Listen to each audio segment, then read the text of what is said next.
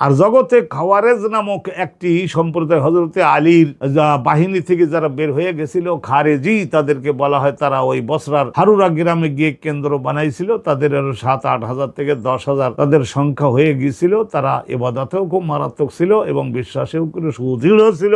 এবং এই খাওয়ারেজ সম্প্রদায়ে তারা বিশ্বাস করেছিল যে যদি কেউ পাপ কাজ করে তারা সকলে বলতো ইউকাফিরুনা বিহা, ওই পাপ কাজের সঙ্গে যুক্ত হলে তখন তারা বলতো কি যে এই অনন্তকালের জন্য কাফের হয়ে গিয়েছে, হত্যা করে ফেলা যাবে, চিরকাল তাদেরকে জাহান্নামে থাকতে হবে। এই কথা বলেছিল এই খারিজি সম্প্রদায়ের লোকেরা। তারা 10 হাজারের মতো ছিল। হযরতে আলী তাদের বিরুদ্ধে যুদ্ধ করেছিলেন। হযরতে আলীর বাহিনী থেকে তারা বের হয়ে গিয়েছিল। তারা বলতো কোনো শাসকের দরকার নাই, এই ধরনের তারা বলেছিল। হযরতে আলী শাসন কর্তা, আমাদের প্রয়োজন নাই।